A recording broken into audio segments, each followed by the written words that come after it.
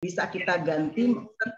Jadi tetap dia tugas mandiri ya, posisinya absennya isi, lalu isi lagi di pertemuan yang ke, nah ini kata sepakatnya mau di kelima apa mau di keenam absennya gitu ya. Jadi hari ini pertemuan kelima memang gitu.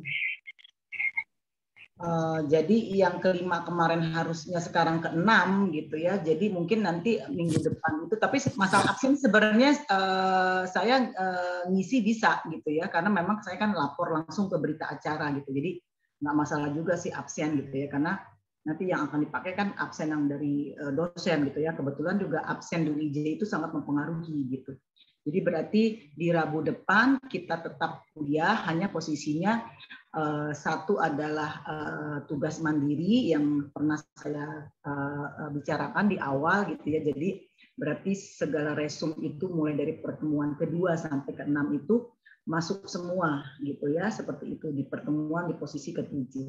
Lalu di pertemuan ketujuh Rabu depan itu berarti kita mengisi untuk KP media pembelajaran PAI seperti itu.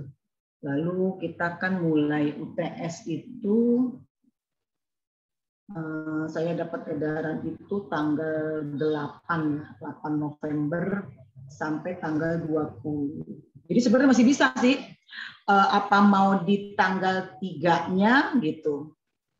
Itu kan hari tenang ya, minggu tenang setahu saya gitu ya. Apa mau di tanggal 3-nya atau besok aja di Rabu depan, sehingga tugas mandiri biarkan saja, tapi di hari itu kita ada perkuliahan. Apa begitu saja, Mas Salman?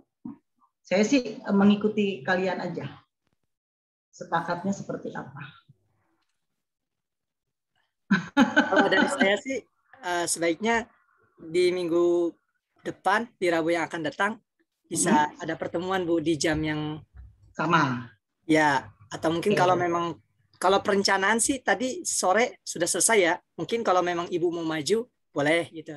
Oh, tadi saya lagi nunggu-nunggu sebenarnya gini. Karena Zahra bilangnya apa sih ya, biasa kan gitu, nggak ada kabar, ya sudah saya pikir sesuai dengan jadwal. Sebentar ya, saya gerah sebentar. Baik. Gimana teman-teman? Seperti itu. Perencanaan. Kan perencanaan tadi sudah off kelas ya? Ya. Jadi dimajuin aja beliau di jam 4. Rabu depan di jam 4 gitu ya. Ya gitu. Kalau di tanggal 3 itu nggak tahu tuh setengah 5 kali, setengah 5 ya. Ya, boleh. Jadi Rabu depan kita ketemu untuk membahas media pembelajaran PAI berarti ya. Ya, baik. Yang harusnya kan minggu ini. Tapi tugas mandiri tetap berjalan, jadi nanti saya berarti mengabsen 2 ya. Satu tugas mandiri saya absen, saya bikin berita acara di hari itu juga. Lalu satunya lagi media pembelajaran gitu, seperti itu. Jadi nanti Zara ingetin Bu Irsa aja ya nak ya. Jadi umpamanya jam berapa gitu ya, seperti itu. Oh iya, baik Bu, siap. Oke, berarti deal ya. Jadi Rabu depan kita tetap ada kuliah, sehingga di tanggal 3-nya kita off berarti ya.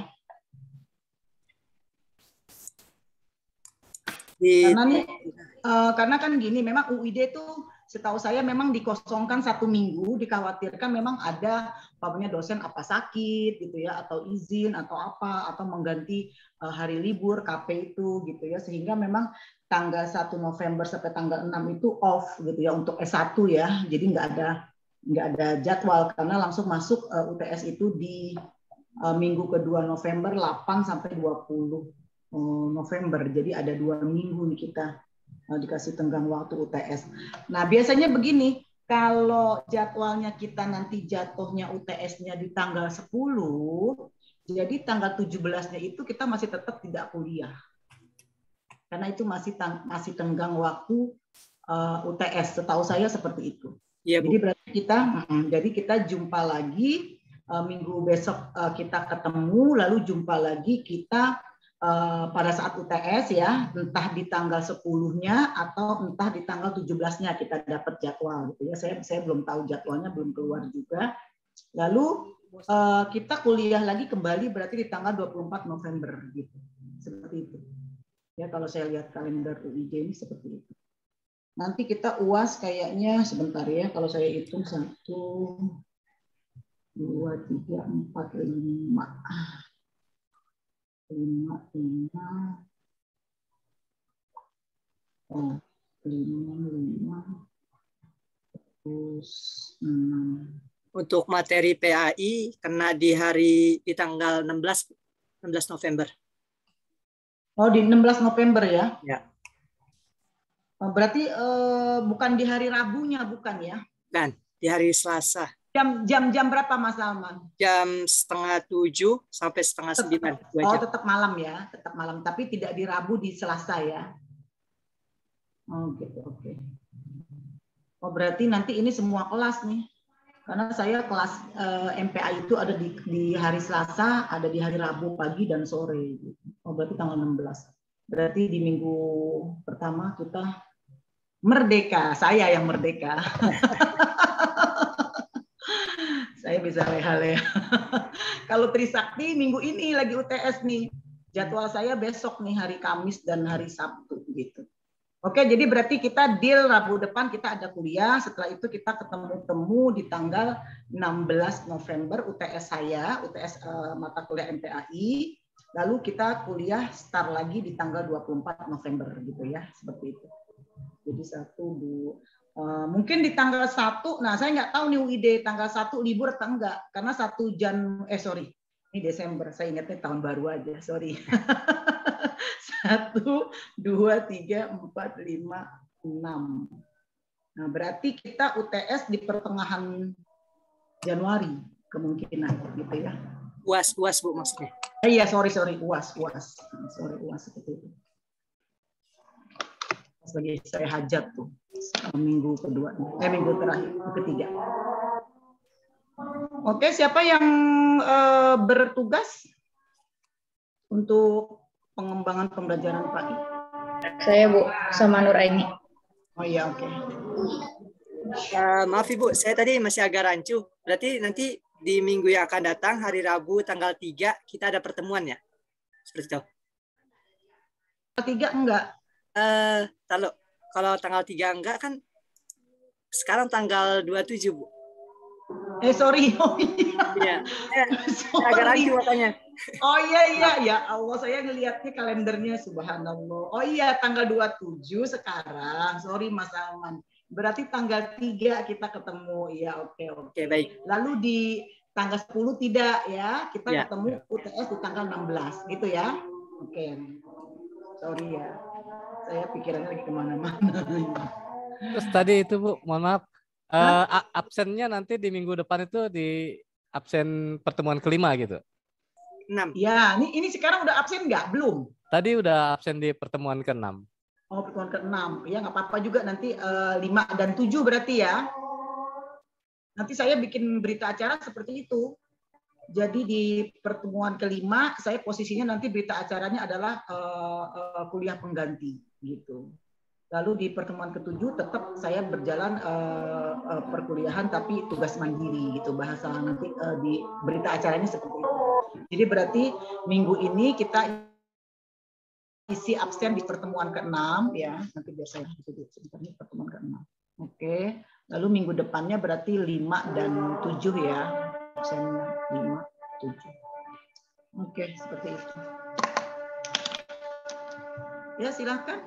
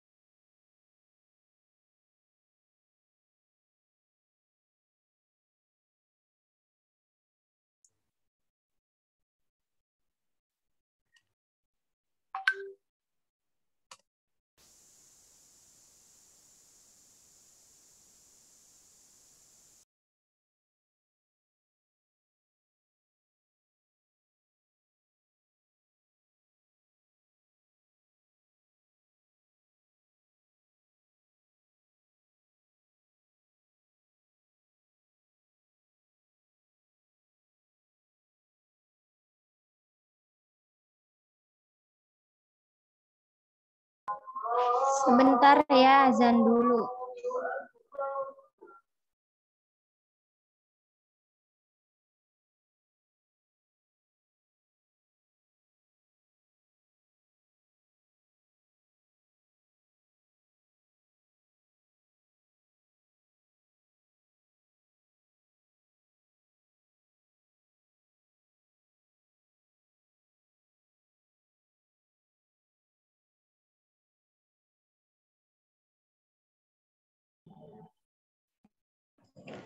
Bismillahirrahmanirrahim. Assalamualaikum warahmatullahi wabarakatuh. Waalaikumsalam warahmatullahi wabarakatuh.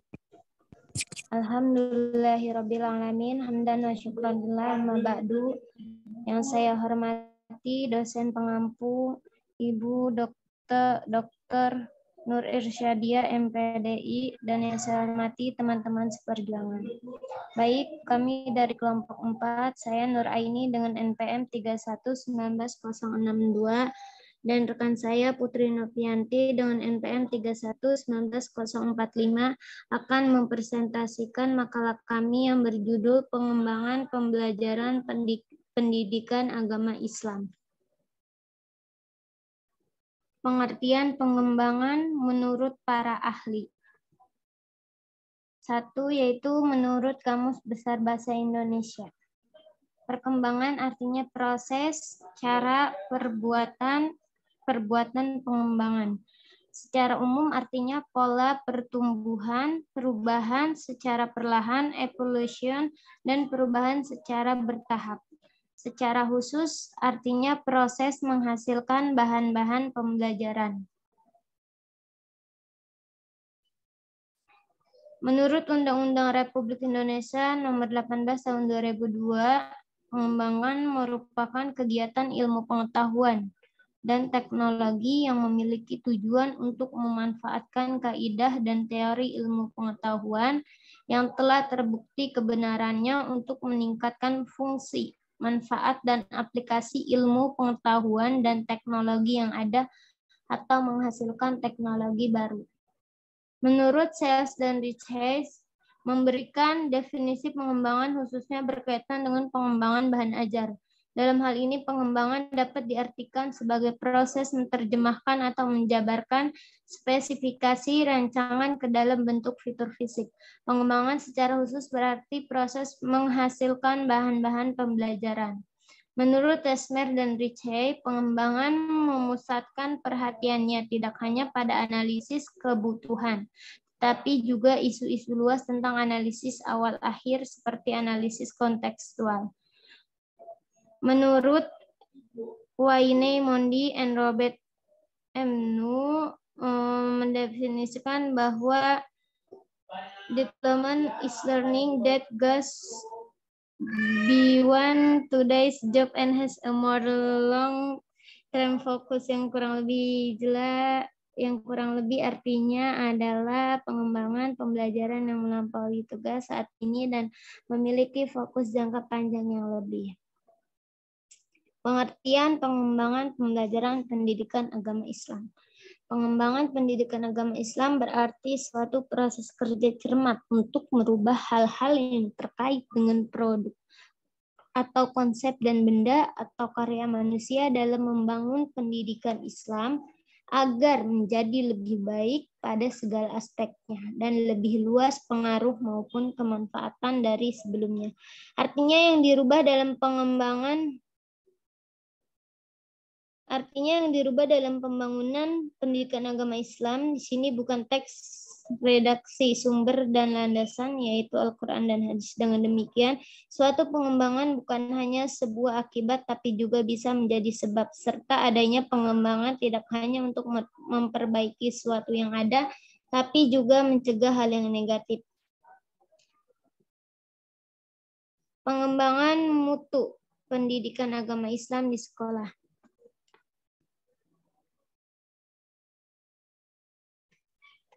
Pengembangan pendidikan agama Islam berarti suatu proses kerja cermat untuk merubah hal-hal yang terkait dengan produk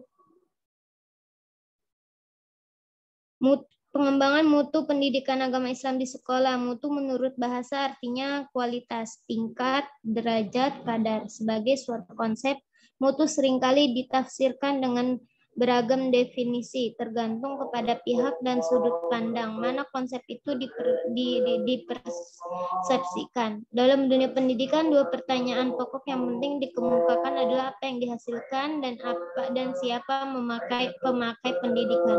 Pengertian tersebut menunjuk kepada nilai tambah yang diberikan oleh pendidikan dan pihak-pihak yang memproses serta menikmati hasil-hasil pendidikan.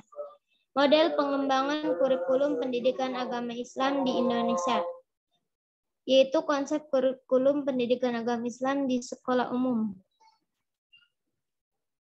Di dalam Undang-Undang Nomor 20 Tahun 2003 tentang Sistem Pendidikan Nasional dinyatakan bahwa kurikulum adalah perangkat rencana dan pengaturan mengenai tujuan, isi, dan bahan pelajaran, serta cara digunakan sebagai pedoman penyelenggaraan kegiatan pembelajaran untuk mencapai tujuan pendidikan tertentu. Sehingga kurikulum merupakan salah satu komponen pokok aktivitas pendidikan dan merupakan penjabaran idealisme, cita-cita, tuntunan masyarakat atau kebutuhan tertentu. Kurikulum pendidikan agama Islam di sekolah terdiri atas beberapa aspek, yaitu aspek Al-Quran, hadis, keimanan atau akidah, akhlak, fikih, hukum Islam, dan aspek tarikh, sejarah. Meskipun masing-masing aspek tersebut dalam prakteknya saling mengaitkan dan terkait mengisi dan melengkapi, tapi jika dilihat secara teoritis, masing-masing memiliki karakteristik tersendiri sebagai berikut. Yang pertama yaitu aspek Al-Quran dan hadis. Di sini menekankan pada kemampuan baca tulis yang baik dan benar, memahami makna secara tekstual serta mengamalkan kandungannya dalam kehidupan sehari-hari. Yang kedua yaitu ada aspek akidah. Aspek akidah menekankan pada kemampuan memahami dan mempertanyakan keyakinan atau keimanan yang benar serta menghayati dan mengamalkan nilai-nilai Asma al-Husna. Yang ketiga yaitu ada aspek akhlak. Di sini menekankan pada pembiasaan untuk melaksanakan akhlak terpuji dan menjauhi akhlak tercela dalam kehidupan sehari-hari. Yang keempat yaitu ada aspek fikih, menekankan kepada kemampuan cara melaksanakan ibadah dan muamalah yang benar dan baik. Yang terakhir yaitu ada aspek tarikh dan kebudayaan Islam.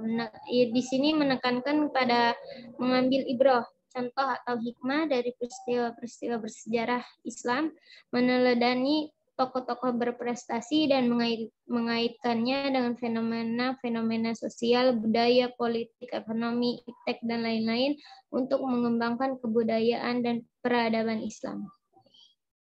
Aspek kajian pendidikan agama Islam menurut Hasbi As-Siddiq meliputi tarbiyah jismiyah, yaitu segala rupa pendidikan yang wujudnya menyuburkan dan menyehatkan tubuh serta menegakkannya supaya dapat merintangi kesukaran yang dihadapi dalam pengalamannya. Yang kedua yaitu ada tarbiyah akliyah, yaitu sebagaimana rupa pendidikan dan pelajaran yang akibatnya mencerdaskan akal dan menajamkan akal. Yang ketiga yaitu tarbiyah adabiyah, segala rupa praktek maupun berupa teori yang wujudnya meningkatkan budi dan meningkatkan perangai. Selanjutnya akan dipresentasikan oleh rekan saya, Putri Novianti.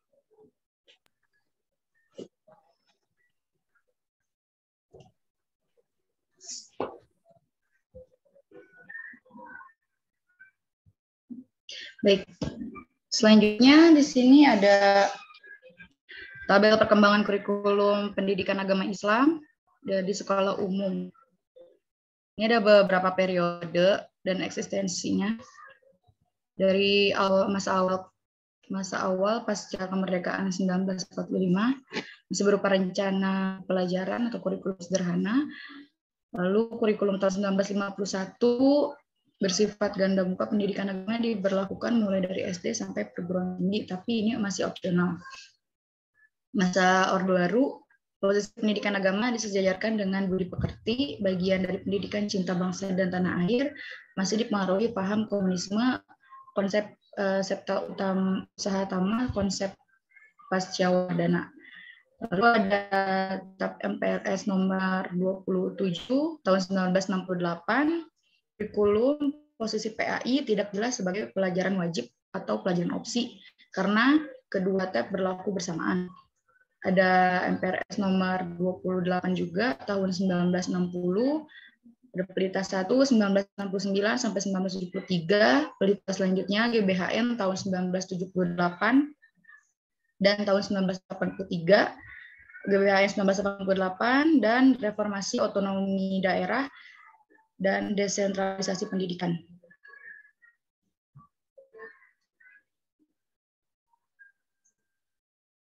Selanjutnya ada model pembelajaran kurikulum pendidikan agama Islam di sekolah umum. Ada 3 model pembelajaran, ada model dikotomi, model mekanisme, dan model organisme atau sistematik.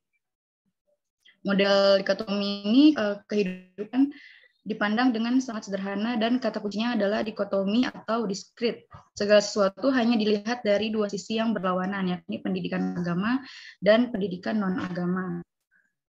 Lalu ada model mekanisme, yaitu memandang kehidupan terdiri atas berbagai aspek dan pendidikan dipandang sebagai penanaman dan pengembangan seperangkat nilai kehidupan yang masing-masing bergerak dan berjalan menurut fungsinya. Lalu ada model organisme atau sistematik.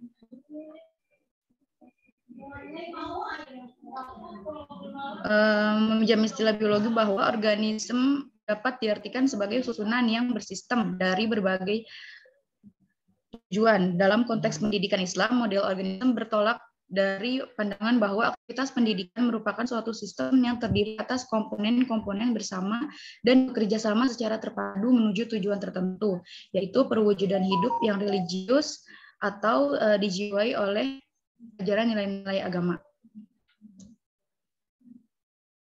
Selanjutnya ada kurikulum PAI yang berorientasi mutu.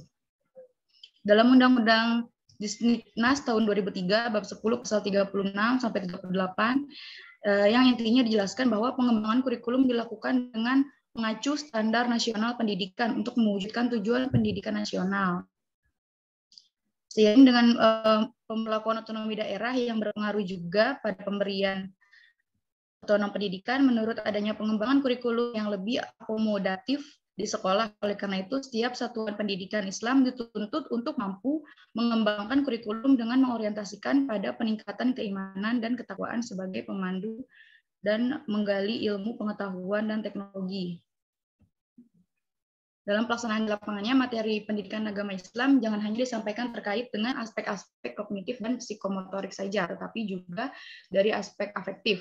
Padahal hal yang cukup penting terkait dengan pembinaan sikap dan rasa beragama terkait dengan aspek afektif, seharusnya aspek ini mampu diterapkan pada diri peserta didik, sehingga sebagai solusi yakni melalui keteladanan atau peragaan hidup secara real, serta menciptakan suasana yang religius di sekolah umum. Selanjutnya ada prinsip-prinsip mengajar.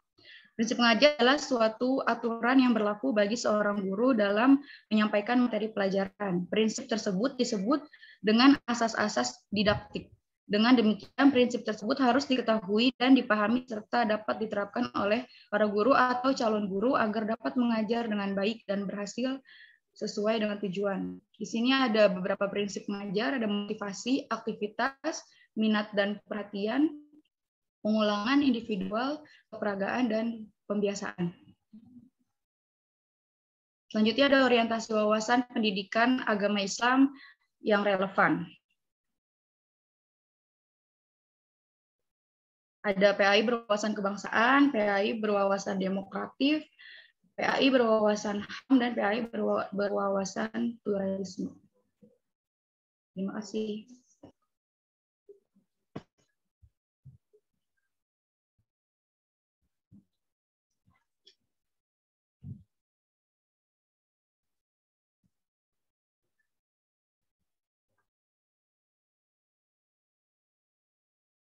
Silakan jika ada yang ingin bertanya atau menambahkan.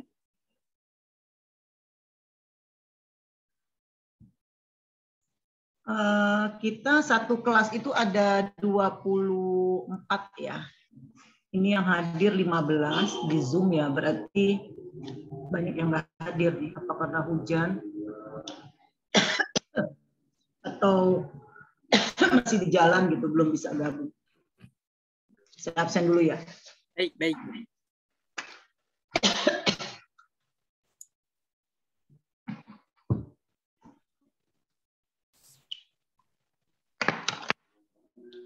Nauratun ada? Nauratun Nazifah belum bergabung, Bu.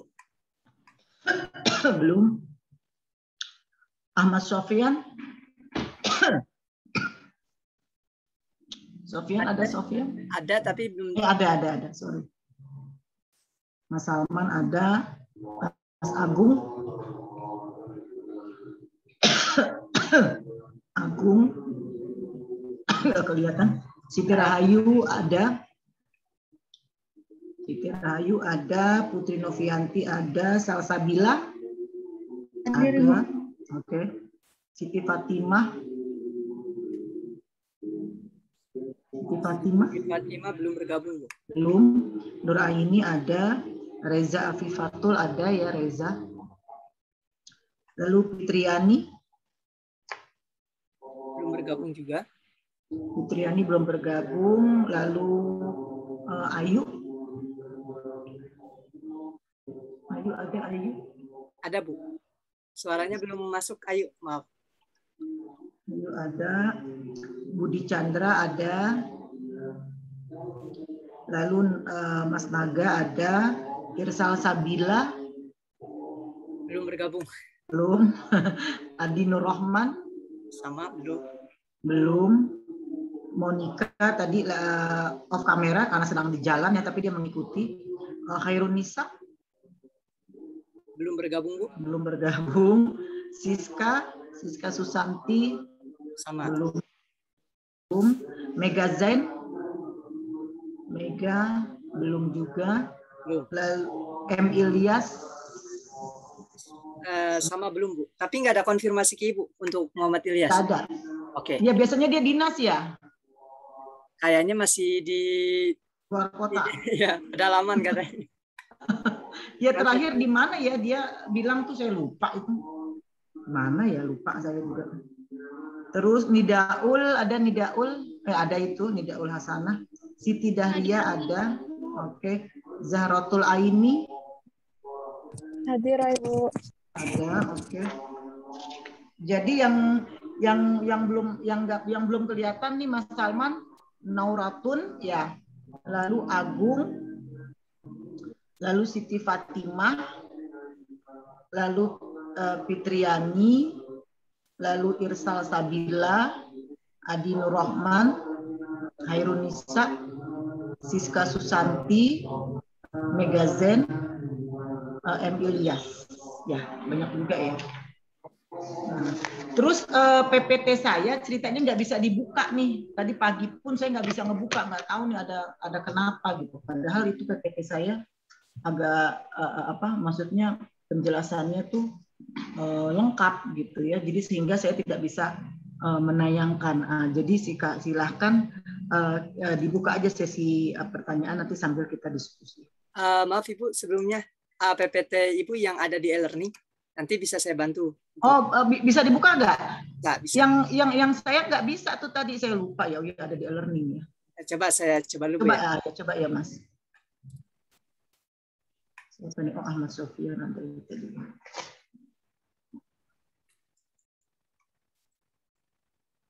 Oh, ada bisa tuh ya, tadi yang saya sendiri nggak bisa buka.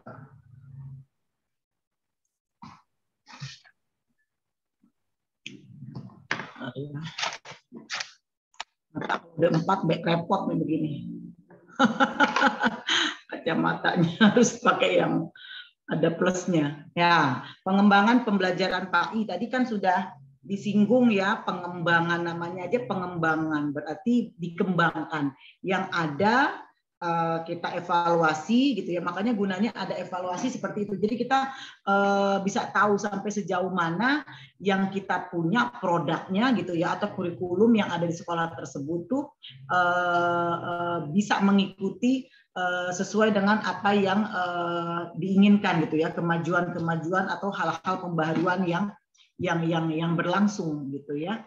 Tadi disinggung juga PAI itu kalau di sekolah umum katanya ya, di dalamnya itu ada memang termaktub di dalamnya itu ada Al-Quran hadis, ada akidah, ada fikih, ada sejarah atau tarikh gitu ya. Tapi di dalam kemasan satu buku yang disebut pendidikan agama Islam.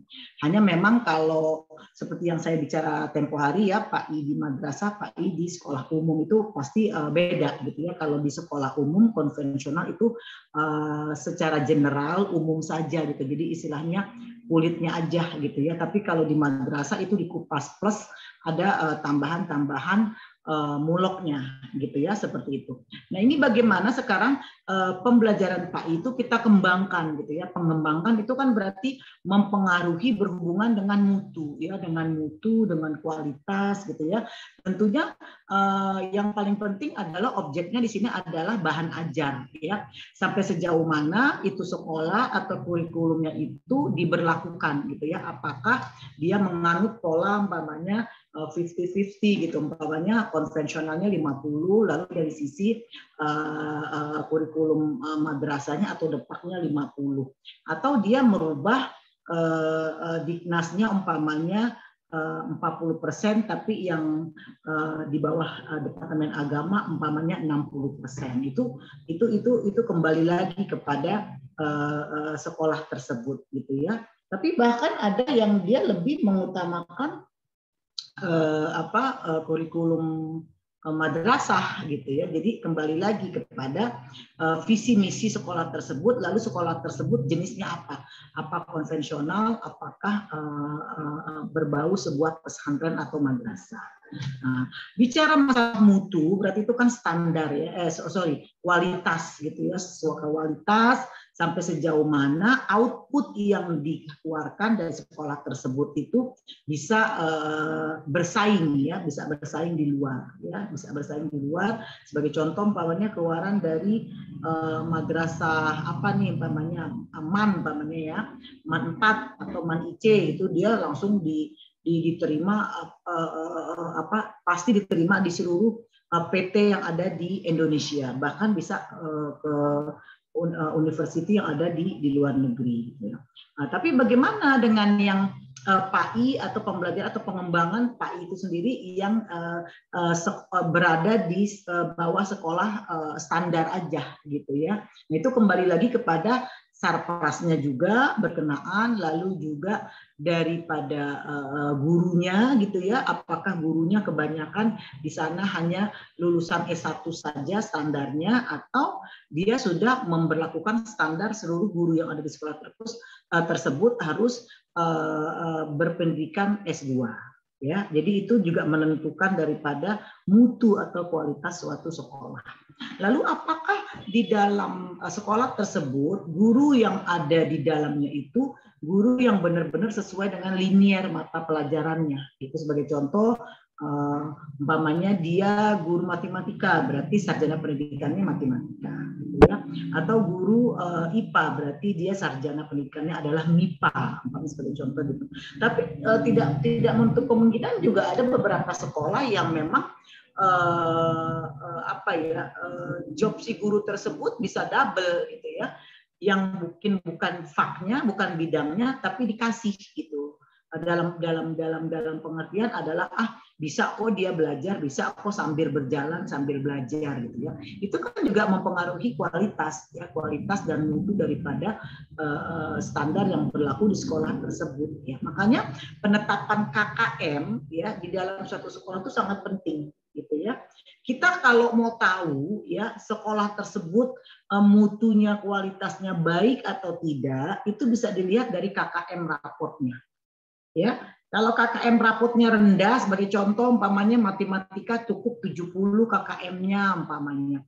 Lalu bahasa Indonesianya 75 umpama gitu ya. Itu kan sangat rendah gitu ya. Harusnya kan bahasa Indonesia bisa KKM-nya 85 bahkan bisa 90 ya umpamanya, atau matematikanya tidak 70 tapi 80 atau 85.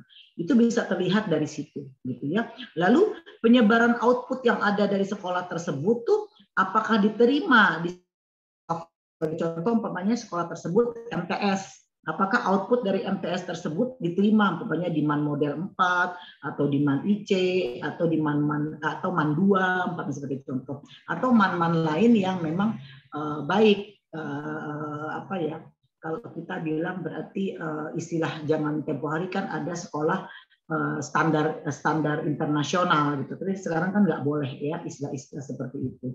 Nah seperti itu. Nah, maka dititik beratkan adalah bagaimana PAI itu dikemas gitu ya, dikembangkan sedemikian rupa tidak kalah dengan pengembangan mata pelajaran yang lain gitu ya.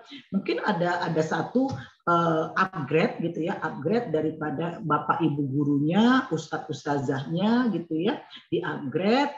Lalu umpamanya yang gatek-gatek itu umpamanya dibina ya, diberikan pelatihan sebagai contoh. Lalu juga adanya umpamanya studi banding itu perlu ya, studi banding itu perlu untuk supaya kita bisa mengadopsi gitu ya apa yang kira-kira baik di sekolah tersebut, lalu kira-kira bisa kita kembangkan, kita adopsi ke sekolah kita gitu ya, gunanya pengembangan seperti itu.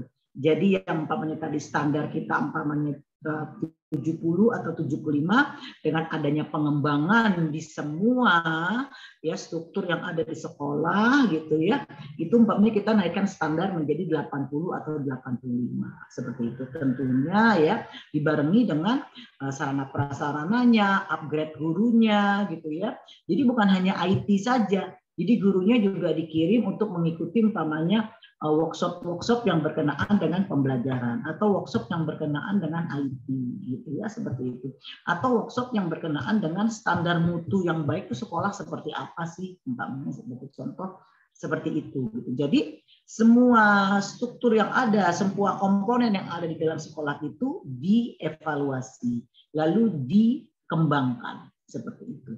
Nah, gimana kalau umpamanya yayasan tersebut di bawah sekolah tersebut di bawah yayasan yang antara hidup dan mati, Bu, begitu. Itu kan yang repotnya di sini dilemanya, ya.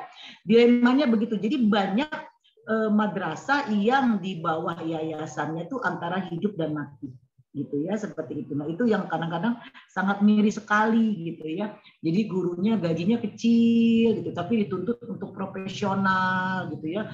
Lalu tidak didukung oleh sarana prasarana yang memadai, gitu. Itu rasanya miris sekali, gitu ya. Padahal tujuannya semua sama, adalah mencerdaskan kehidupan bangsa, seperti itu. Jadi itulah dilema yang kita hadapi, gitu ya. Lalu berkenaan tadi dengan pengembangan, berarti ada yang namanya tadi bahan ajar ya, sampai sejauh mana bahan ajar itu disiapkan ya, dipersiapkan di dalam satu RPP gitu ya. Lalu bagaimana kurikulum yang berlaku di sekolah tersebut gitu ya. Lalu juga apakah guru-gurunya memang sudah guru-guru yang sesuai dengan di bidangnya masing-masing, seperti itu ya. Kita sekarang tidak hanya mempelajari pembelajaran PAI, tapi secara general ya, kita singgung juga mata pelajaran yang lain. Lalu kalau dilihat dari pada prinsip mengajar, yaitu pasti kan kita perlu yang namanya adanya kita memberikan motivasi, kita memberikan melakukan aktivitas, kita melakukan pembiasaan dan seterusnya. Tadi ada beberapa item yang disebutkan oleh pemateri, gitu ya, seperti itu. Nah, jadi di situ pengembangan itu adalah istilahnya kita pertumbuhan ya, pertumbuhan sampai sejauh mana dari tahun ke tahun itu kita bisa evaluasi. Umpamanya sebagai contoh, mungkin satu sisi di tahun ini laboratoriumnya kurang nih ceritanya, atau ditambah lagi, atau musolanya dibesarkan gitu ya, atau guru agamanya ditambah, atau guru agama yang ada di-upgrade, atau guru agama yang sudah agak sepuh itu diistirahatkan atau berdayakan tapi tidak untuk mengajar di kelas lagi. Umpamanya sebagai contoh seperti itu ya. Jadi jadi semua itu tuh harus dibicarakan di dalam manajemen sekolah tersebut bagaimana untuk pengembangan pembelajaran PAI berikutnya, apakah perlu kita istilahnya memenuhi semua standar-standar prasarana gitu ya yang memadai sehingga pembelajaran PAI itu juga tidak kalah dengan pembelajaran MIPA, dengan praktek IPA, dengan praktek biologi karena difasilitasi juga untuk PAI-nya. Sebagai contoh, umpamanya sekolah tersebut tadinya tidak ada musola, dibukalah kelas dirubah menjadi musola umpamanya. Lalu juga ada mempunyai alat-alat praktek yang tidak kalah dengan mata pelajaran IPA, umpamanya sebagai contoh di situ ada Al-Quran, ya, terus ada mukena, ada sarung, alat untuk sholat, gitu ya. Lalu juga ada manikan boneka yang kalau kita praktek untuk memandikan jenazah sebagai contoh ya, atau mungkin pada saat kalau kita ngajar di SMA itu berarti kita perlu yang namanya ruangan kita sulap lalu kita mainkan suatu metode pembelajaran itu kita ambil drama gitu ya, yang seolah-olah ceritanya kita lagi melakukan acara ijab kabul umpamanya seperti itu. Itu kan ada tuh materi kalau nggak salah di SMA ya seperti itu. Biasanya rame tuh nanti siapa yang jadi pengantin lakinya, siapa yang jadi pengantin perempuannya, siapa yang jadi bapak penghulu. Itu nggak apa-apa, itu pembelajaran juga gitu ya. Jadi tidak hanya kita secara teori kognitif, tapi kita mendapatkan ada nilai afektifnya, ada nilai psikomotoriknya gitu ya. Jadi benar-benar ruangan itu dibuat seolah-olah memang akan terjadi ijab kabul di situ. Gitu ya. Jadi nggak ada yang namanya anak-anaknya ketawa-tawa atau apa tuh, kita benar-benar serius gitu ya. Nah di situ bisa nggak dipraktekkan apa yang sudah kita ajarkan gitu sebagai contoh ya, umpamanya caranya umpamanya memakai ijab kabul secara Islam, umpamanya standar yang berlaku lah umpamanya kan. Tapi kan ada ijab kabul yang umpamanya pengantin perempuannya diumpetin di dalam kamar, umpamanya itu setelah selesai baru keluar. Ada yang seperti itu. Ada yang memang duduk berdua berdampingan pada saat ijab kabul berlangsung, itu ada juga seperti itu. Jadi dikondisikan gitu ya, dikondisikan seperti ini loh nak, kalau seandainya secara Islami atau Betawi gitu ya, Betawi punya gaya itu pengantin perempuan diumpetin biasanya seperti itu. Nanti setelah ijab kabul baru perempuan itu dikeluarin gitu ya. Tapi ada yang secara nasional ya sudah dua pasang ini duduk gitu ya di hadapan penghulu, di hadapan saksi gitu ya, di hadapan kedua orang tua dan sebagainya ya, seperti itu. Lalu juga gimana cara pengucapannya, lalu si laki-laki itu harus berucap apa, itu kan pembelajaran. Emang kadang-kadang kita melihat sering, tapi coba kalau dipraktekkan bisa nggak, kan begitu ya. Kadang-kadang kita hadir nih di pernikahan ya, entah ponakan apa saudara, kita menyimak, oh begini, tapi setelah kita lakukan mampu nggak, bisa nggak kita sesuai dengan rukun-rukunnya gitu ya, seperti itu. Itu pun juga berlangsung kepada cara memandikan jenazah. Nah, sama juga gitu. Apakah sekolah tersebut mempunyai alat-alat praktek untuk PAI? Nah, itu yang kadang-kadang kurang diperhatikan oleh sekolah. Ya, jadi yang Bu Irsa lihat tuh kadang-kadang guling yang ada di UKS dianggap mayit gitu. Padahal kan pemberlakuan mayit laki dan mayit jenazah laki dan jenazah perempuan pada saat disolatkan kan berbeda. Ya, yang laki-laki umpamanya kita ada di kepala, yang perempuan ada di perut atau sebaliknya. Seperti itu kan ada hukum-hukumnya, rukun-rukunnya, ya, kebiasaan-kebiasaannya. Bisa nggak siswa-siswi kita mencontohkan? Umpamanya sebagai contoh, nggak usah dari sholatnya dulu, dari memandikan jenazah gimana tuh umpamanya. Ibu ngapain gitu? Itu kan nanti ada ahlinya juga. Tapi itu kan ilmu pengetahuan yang bisa kalian ambil untuk nilai praktek kelas 3. Dulu saya melihat seperti itu waktu saya masih di sekolah gitu ya, sambil ngajar sambil dosen juga, itu saya ngelihat gitu, ini anak kelas 3 pada ngapain gitu ya, saya liatin, oh nggak tahu dia mau memandikan jenazah gitu ya, itu rame kadang-kadang gitu ya. Ya gitulah, heboh lah anak-anak SMA, kadang-kadang suka lebay gitu ya, SMA SMK gitu ya, seperti itu. Nah itu perlu, itu pembelajaran bagaimana dia menyabunkan, bagaimana dia menekan itu mayit supaya dia bersih gitu kan. lalu berapa kali diusap, berapa kali disiram airnya dan sebagainya. Lalu siapa aja yang boleh memandikan seperti itu. Setelah dikafani, bolehkah dicium? Katanya kalau sudah dikafani sudah wudu katanya. Terus kalau cium kena air mata itu batal katanya. Bisa diulang lagi, dibongkar lagi, kan begitu ya. Ada macam-macam itu cara-caranya gitu ya, seperti itu. Nah, itu harus dipahami benar gitu. Apakah sudah seperti itu? Nah, bahkan teman saya nih disertasinya mengangkat itu. Judulnya kebaharuan ya Pak I, tapi setelah dilihat isi disertasinya adalah tentang pengurusan jenazah. Jadi akhirnya heboh juga tuh di sidang terbuka gitu. Kata Prof Aziz, ngapain katanya jenazah diurus-urus kayak begini gitu, apa gitu katanya Prof Aziz. Akhirnya dia sampai nervous juga gitu ya. Jadi judulnya bayangan kita itu luas, tapi dalamnya ternyata hanya membahas tentang jenazah gitu. Berarti kan sempit dalamnya. Itu kan kebalik, harusnya judulnya sempit tapi dalamnya meluas. Itu yang cakep. Bukan kebalikannya, judulnya meluas. Saya bilang, kok pembaharuan? Saya menarik nih. Wah, pembaharuan apa? Begitu saya buka sinopsisnya, hah, kok tentang mayit, tentang jenazah, kita pada ketawa gitu, kita nggak nyangka gitu, kok seperti ini gitu. Akhirnya dibalik-balikin, disekak-sekak habis itu sama Prof Aziz gitu ya. Ya mati kutu juga dia mau jawab apa gitu. Oh begini tuh, ngapain ngurusin jenazah? Saya mau tanya, oh apa-apa, dia kelegepan gitu.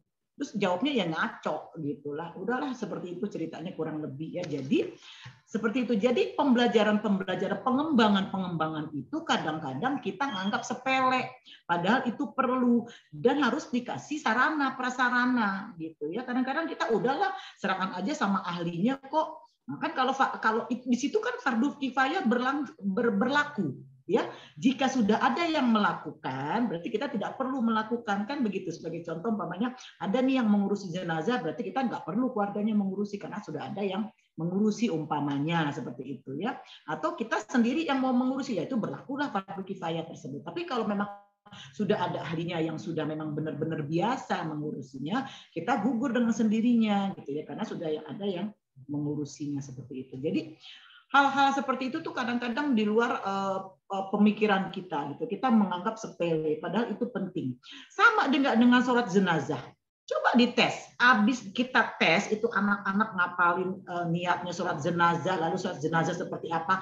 Sebulan kemudian next kamu panggil coba suruh dia sembahyang jenazah, gak bakalan bisa lagi. Dia lupa, pasti jewer kuping saya. Paling juga yang ada dikut-ikutan Allahu Akbar, udah bacanya juga nggak tahu berapa kali Allahu Akbarnya, apa gimana nggak ngerti gitu ya. Jadi memang kadang-kadang karena padatnya kurikulum yang ada di Indonesia menyebabkan ya itu seperti itu gitu ya. Tapi kalau luar negeri kan enggak. Di mana nih dia minat bakatnya, ya di situ difokuskan. Kalau kita kan enggak, bahasa Indonesia, bahasa Inggris, matematika dari SD sampai kuliah di tingkat dasar. Kalau kita ngambil konvensional kuliah kita ekonomi atau apa, ketemu lagi tuh mata pelajaran ya. Apalagi matematika yang gue gedek banget matematika gitu. Udah belajar kepala buat kaki buat kepala, tetap aja mentok nilai 775 umpamanya. Ketemu lagi di bangku kuliah. Kan begitu ya. Kita ngambil lagi sebagai contoh, kita ngambil ekonomi pasti akan ketemu matematika. Kita ngambil apalagi pasti akan ketemu bahasa Inggris, kewarganegaraan, ketemu lagi bahasa Indonesia, ketemu lagi agama, ketemu lagi kayak gitu. Sebagai contoh, kalau Bu Irsa di Trisakti kan saya dosen agama Islam, gitu. Ya dia juga bosen, paling dia mikir gini, aduh ini lagi gitu kan. Tapi untungnya di Trisakti itu ada buku pegangan yang memang dikelola oleh dosen, jadi kumpulan beberapa dosen. Jadi di situ tidak hanya ngebahas tentang apa yang sudah dipelajari di SMA, tapi ada ditambah tentang demokrasi, tentang HAM, gitu ya, masyarakat madani, kayak gitu. Lalu di keluarga sakinah itu dibahas tentang nikah, tentang talak, tentang nikah beda agama, tentang macam-macam deh gitu ya, rujuk dan sebagainya. Itu lengkap di bab keluarga sakinah seperti itu ya. Jadi kembali lagi kadang-kadang mahasiswa akhirnya menganggap sepele gitu ya, tapi kembali lagi kepada dosennya gitu ya. Kalau dia bisa mengemas Saya melihat dulu materinya apa. Oh, kira-kira ini anak kayaknya udah ngerti yang ini aja deh. Nah, berarti saya mengambil materi yang kira-kira dia masih ngambang. Nah, itu yang saya perdalam. Jadi saya paling slide saya cuma sekedar lewat, tapi saya perdalam yang apanya lagi, gitu, seperti itu. Apalagi kalau kita mengajar di kelas semacam mahasiswa Trisakti, itu kan rata-rata anak-anak orang berada, gitu ya. Tapi tidak untuk kemungkinan juga mereka kalau pada saat kita offline tuh mereka sopan-sopan, tetap dia bercium tangan malahan sama saya, gitu ya. Jadi masuk assalamualaikum, lalu cium tangan, baru mereka duduk di bangku mereka masing-masing. Dan mereka tidak akan beranjak keluar kelas sebelum saya keluar kelas. Sehingga kadang-kadang saya gini, silakan keluar dari kelas, baru mereka keluar satu-satu dan cium tangan ke saya. Seperti itu. Jadi saya kadang-kadang berpikir, wah, sopan-sopan juga ini anak-anak gitu ya, meskipun anak-anaknya anak orang berada gitu. Dan dia sholat, saya lihat. Ya, jadi agamanya cukup baik karena di Trisakti yang Grogol itu memang masjidnya besar. Lalu di setiap lantai dia ada musola. Itu fasilitasnya. Karena saya adanya di Fakultas Ekonomi ya, yang saya rasakan seperti itu. Jadi agamais gitu loh. Ya, banyak yang berjilbab, lalu dia melakukan sholat. Jadi sebelum masuk ke kelas dia sholat dulu. Di setiap lantai itu ada musola, baik laki maupun perempuan. Tapi kalau dia mau ke masjid silakan, gitu, seperti itu. Ya, jadi kembali lagi kepada pengembangan PAI gitu ya. Apa yang mau dikembangkan? Kita melihat daripada sekolah kita, daripada kita nih ada di mana gitu ya. Apakah kultur sekolah tersebut membawa kita kepada satu kurikulum yang dikemas secara modern? Apakah kita berada di dalam satu sekolah yang kurikulumnya dikemas secara konvensional? Atau yayasan tersebut yayasan Islam, tapi dia mempunyai dua pilihan. Jadi dia ada madrasahnya juga, lalu ada pesantrennya, lalu dia juga mempunyai sekolah yang konvensional. Yang tentunya di situ disisipi juga muatan mulok-mulok gitu. Jadi tidak kalah. Gitu ya, tidak kalah. Tapi kan lebih beruntung lagi kalau kita mengambil madrasah aliyah atau sanawiyah, karena di situ kita dapat ilmu secara konvensional, ilmu umum, agamanya pun dapat lengkap, dua paket itu kita bisa dapat gitu. Tapi kan kalau kita ngambil yang umum ya paling sebatas pendidikan agama Islam saja gitu ya. Plus mungkin materi atau mata pelajaran mulok jika yayasan tersebut mempunyai mata pelajaran mulok macam asafiyah umpamanya. Dia di SMA itu belajar ada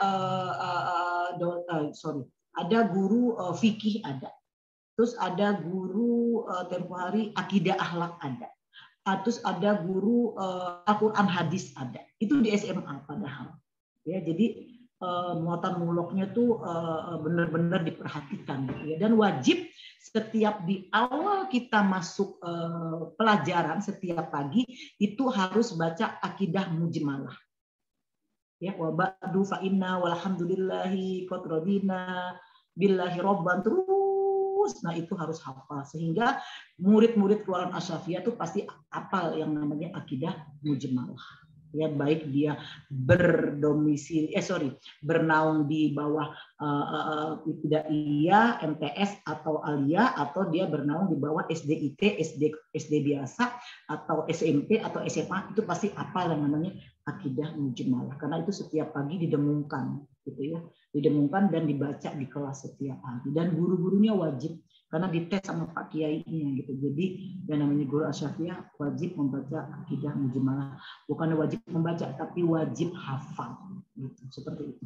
Nah, untuk sampai saat ini ada yang mau bertanya atau ada yang mau menambahkan gitu berkenaan dengan pengembangan. Gimana teman-teman?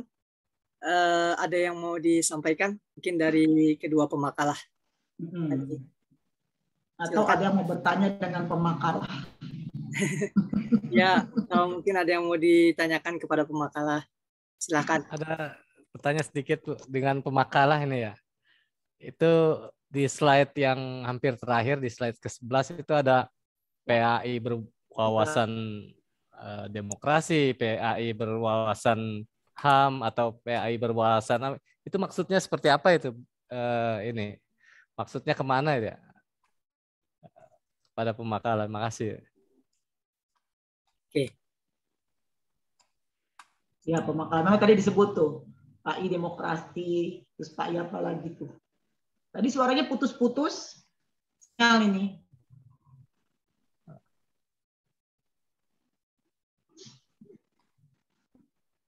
Gimana Saudari Putri Novianti dan Nur Aini?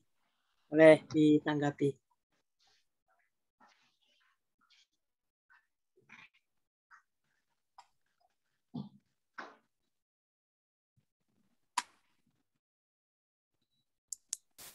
Yang tentang wawasan ya, Sat? Iya, di slide ke-11. Putus-putus suaranya. Suara saya putus-putus. Enggak, suara Nah, ini, saya. Oh, nah, ini iya kadang Iya.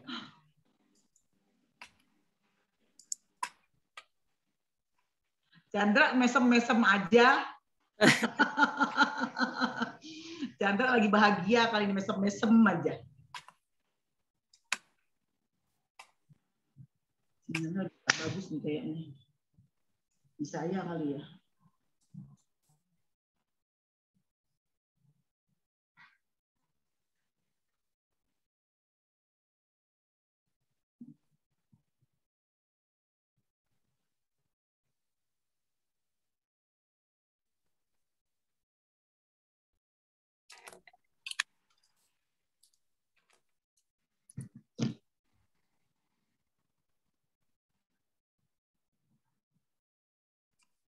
Silakan pemakala dijawab, nanti dibantu sama temennya yang lain.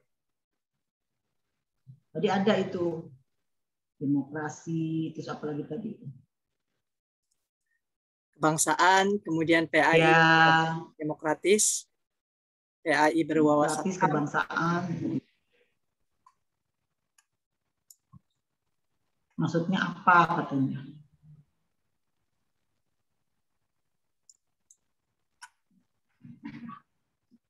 Di sini kok gini ya?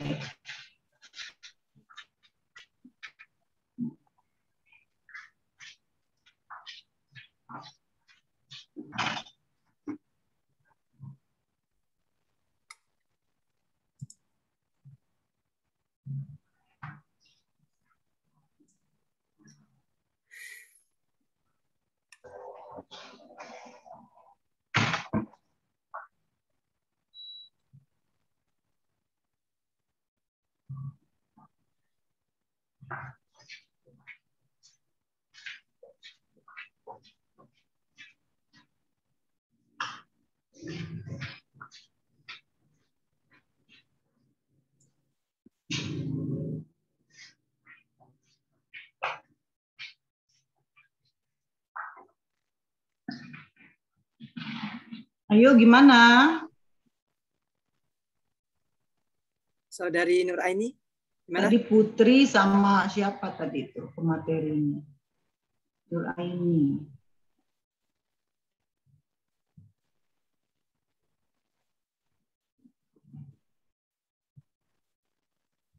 Dijawab aja dulu.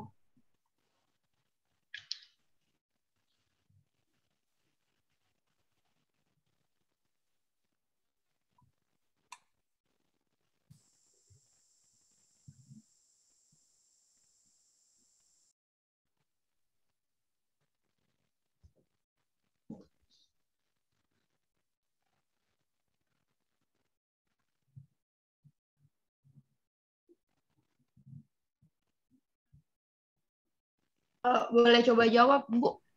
Silakan. Silakan. Duduk-duduk. Jadi pendidikan agama Islam di sekolah itu pada dasarnya lebih diorientasikan pada tataran moral action, yakni agar peserta didik tidak hanya berhenti pada kompetensi aja, tetapi memiliki kemauan dan kebiasaan dalam mewujudkan ajaran dan nilai-nilai agama tersebut dalam kehidupan sehari-hari.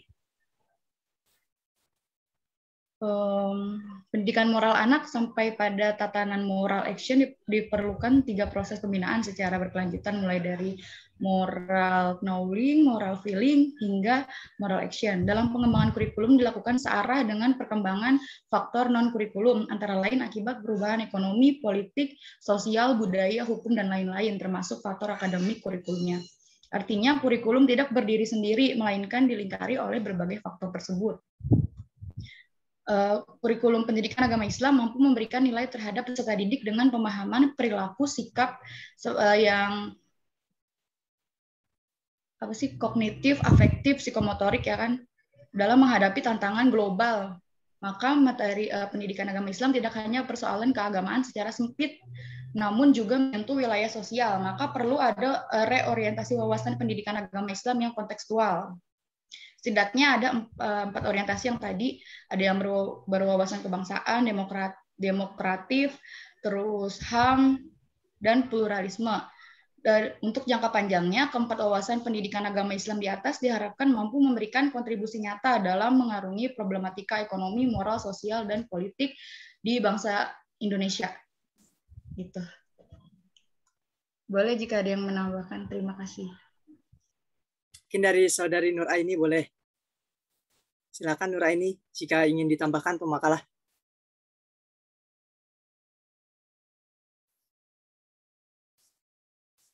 Atau dari teman-teman yang lain? Chandra, Zahra, Reza, Siti Fatimah, atau teman-teman yang lain, silakan boleh diutarakan.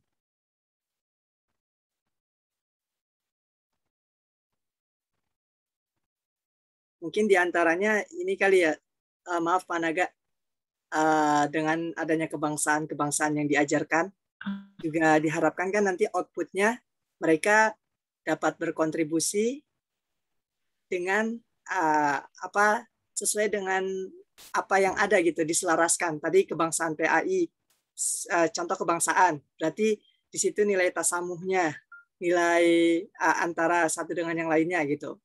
Kemudian dari nilai demokrasi tentang sistem pemerintahannya, sehingga nanti ketika mereka keluar itu, mereka dapat berkontribusi karena mereka sudah belajar secara kontekstualnya di dalam kelas, wawasannya juga dipertambah dalam sudut hal-hal tersebut gitu.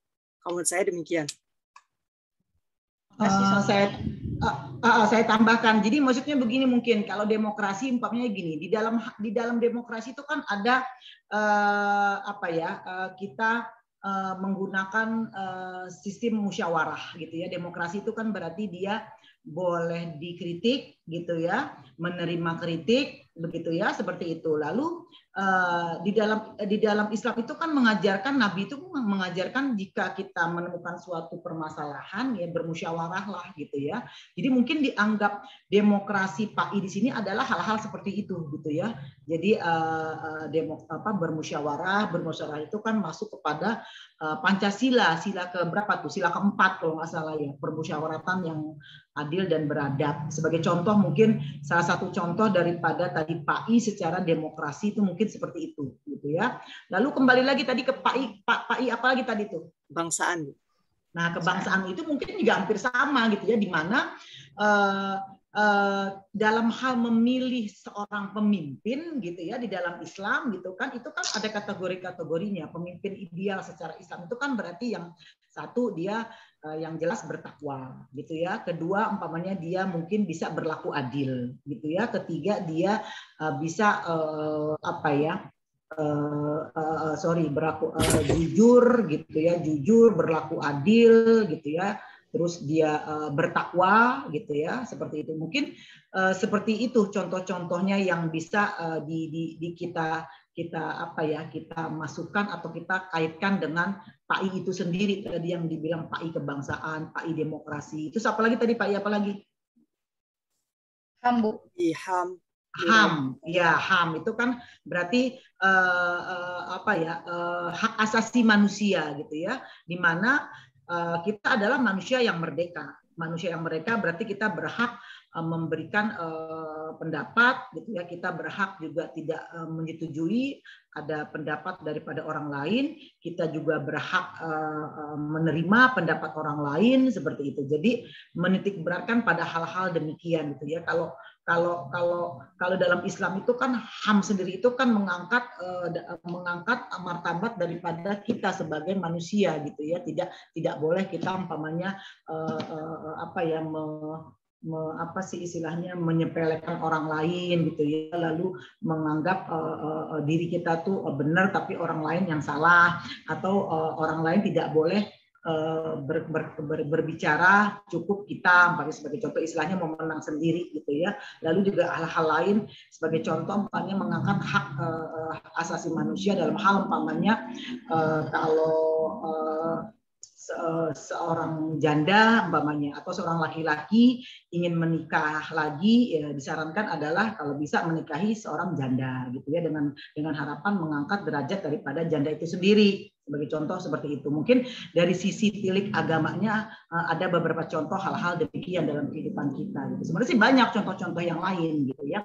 Barangkali bisa ditambahkan gitu. Sebagai contoh umpamanya hal nyata aja hak asasi manusia gitu. Sebagai contoh umpamanya janda itu terus punya anak, berarti kan anaknya anak yatim gitu yang perlu harus kita angkat derajatnya gitu. Di situ kan ada unsur hak asasi manusia di mana mengangkat derajat daripada anak-anak tersebut gitu ya. Si ibunya keangkat derajatnya gitu ya sebagai perempuan ya. Karena kan seorang janda itu rawan akan yang namanya fitnah gitu ya, rawan akan namanya fitnah, lalu juga kayak macam saya gitu ya.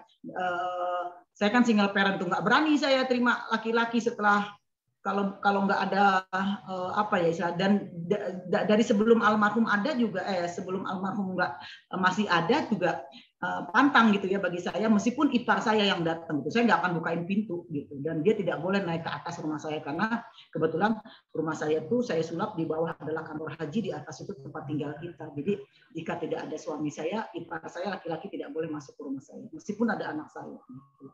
Karena kita di dalam kehidupan sehari-hari ini kita memperlakukan yang namanya hukum Islam. Tapi alhamdulillah mungkin sebentar lagi masa single saya akan saya lepas gitu ya di bulan Januari gitu, insya Allah.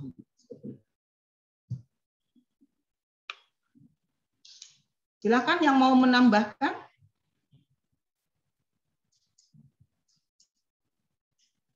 Atau Mas Naga sendiri masih kurang puas? Cukup kayaknya Bu. Ya. Jawabannya ya, jadi kurang lebih seperti itulah gitu ya.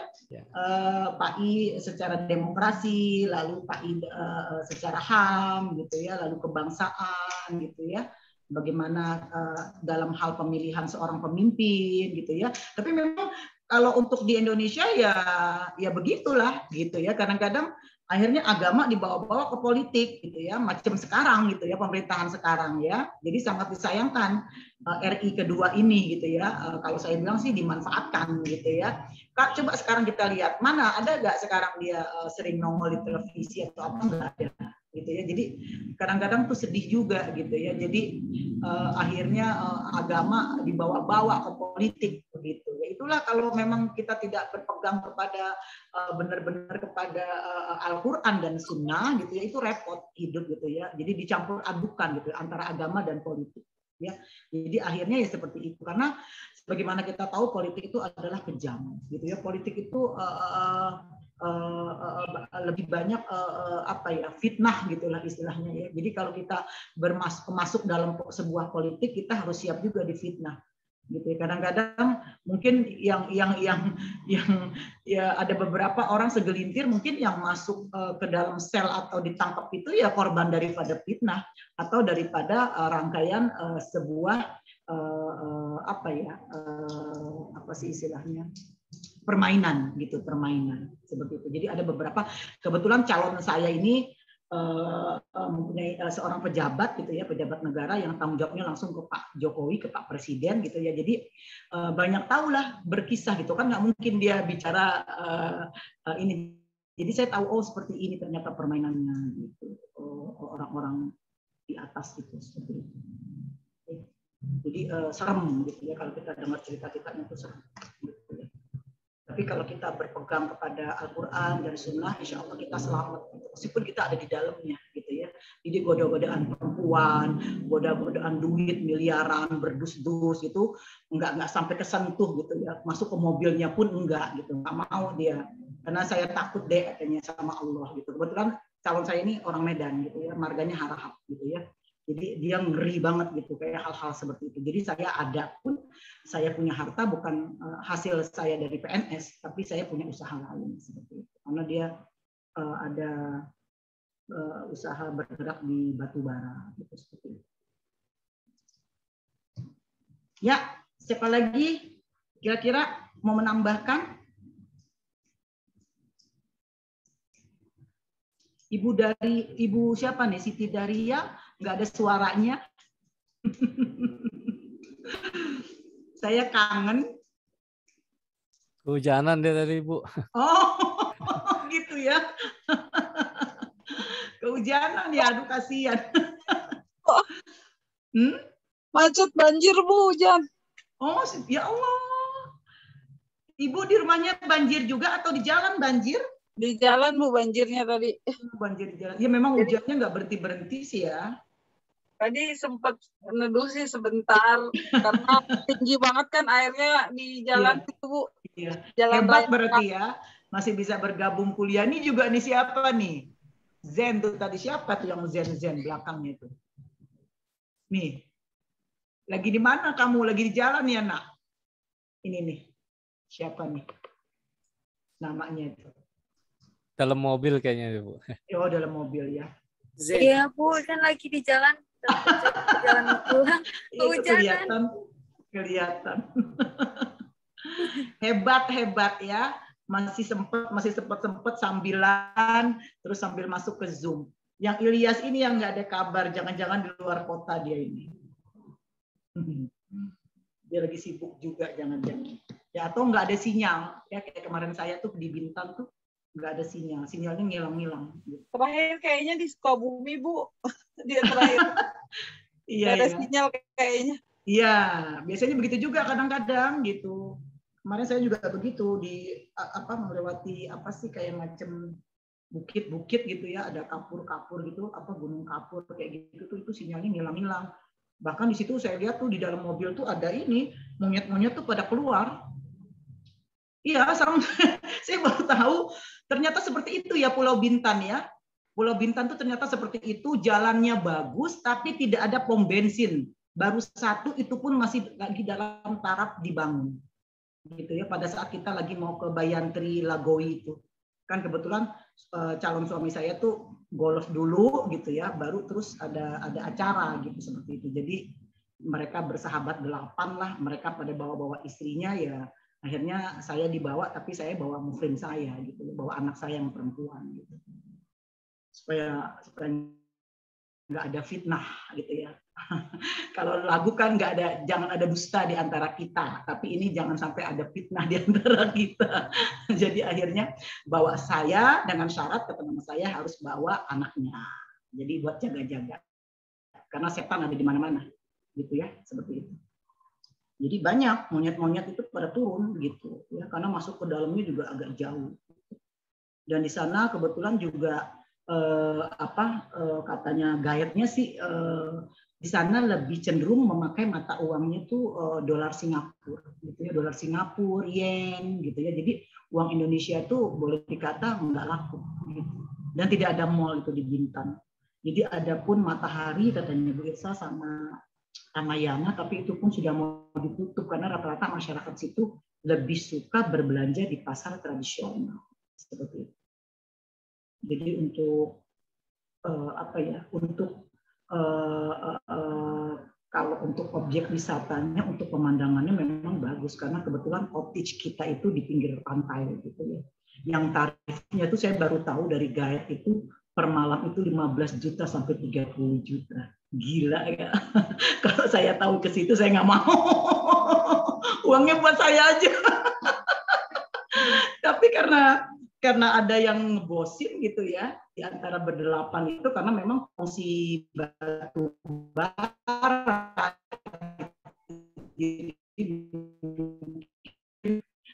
ada jadi saya nggak terlalu banyak campur.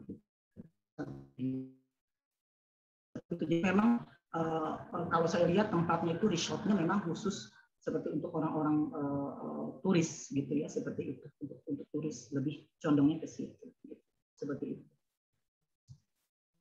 Tapi masyarakatnya di sana banyak juga yang berjilbab muslim gitu, karena kan memang kalau berapa jam dia itu Batam gitu ya, lalu juga ke kemana kita ke Bintannya juga ke arah kotanya juga, terus esok harinya gitu kita dijamu sama bupati gitu ya, bupatinya PLT tapi bupati yang benernya lagi sekolah di KPK karena baru ketangkep katanya belum berapa hari yang lalu gitu, seperti itu kurang lebih.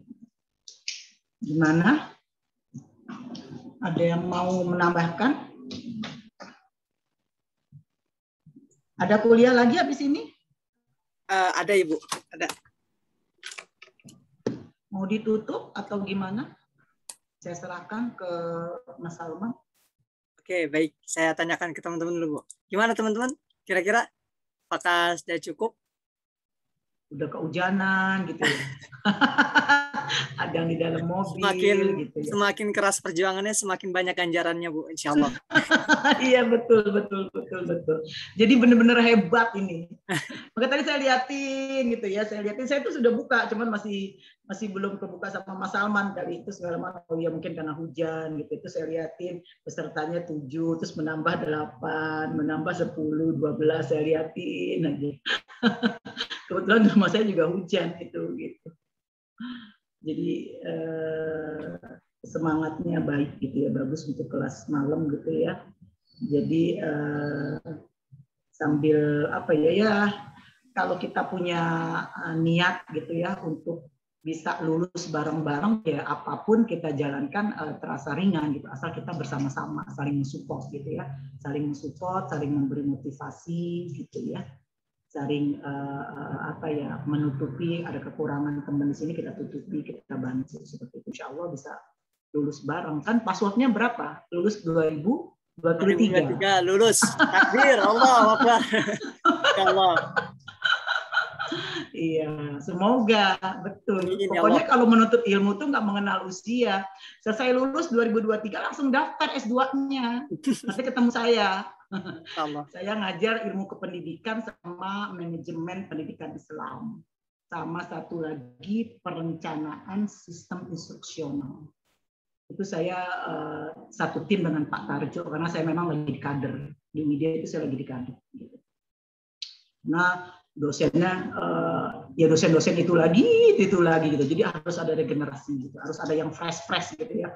Wajah-wajah baru gitu. Jadi yang wajah-wajah baru saya, Dr. Syahrul, lalu ada Dr. Said Kutub ya yang suka di TV One tuh, dia ngejar juga di Pasca. Lalu ada siapa lagi? Ada beberapa sih. Bahkan satu tuh yang Dr. Aziz baru dilantik jadi dubes Saudi. Itu dosen Pasca juga, Pasca UID ya, S2 S3. Baru dilantik kemarin di grup dosen tuh Pak Rektor nge-share gitu ya, dia ditunjuk menjadi dubes Saudi, Arab Saudi. Seperti itu. Oke. Gimana? Baik, sepertinya saya sih apa kata kalian aja kalau belum ada tanggapan. Kalau masih ayo. Hujan-hujan ini enaknya ngopi kalau yang laki-laki ya. Kalau saya emang nggak ngopi. Ngopi terus sambil hisab, Bu, ahli hisab. Iya betul, ahli hisab, sama calon suami saya ahli hisab juga. Ahli hisab. Baik, sepertinya cukup ya teman-teman ya. Kalau memang sekiranya tidak ada komunikasi lagi, mungkin bagaimana Ibu? Oke, bisa ditutup Mas Salman. Oke, jadi baik. kita ketemu di minggu depan ya, tetap kita berkuliah. Masuk ke hari ini kita absen ke pertemuan 6, Rabu depan kita absen di pertemuan 5 dan 7. Baik. Saya akan bikin berita acara di 5 dan 7 untuk minggu depan. Oke, baik. Alhamdulillah teman-teman semua kita sudah bersama-sama mendengarkan, kemudian tadi juga mendiskusikan dari pemaparan pengembangan materi PAI. Semoga apa-apa yang kita pelajari pada malam hari ini dapat bermanfaat untuk kita semua. Oh iya, maaf, sorry, saya potong. Udah di screenshot belum ya, Mas? Sudah, Bu. Sudah. Oh, oke. Oke, baik. Nanti saya kirim. Nanti dari PJ dikirim, insya Allah. Ya, oke. Oke. Oke, baik. Terima kasih. Kurang lebihnya tentu kami mohon maaf. Wabillahi taufiq wal hidayah. Assalamualaikum warahmatullahi wabarakatuh. Salam warahmatullahi wabarakatuh. Tetap Terima kasih. semangat. Lanjut kuliah lagi habis ya. Assalamualaikum. Waalaikumsalam warahmatullahi Terima wabarakatuh. kasih.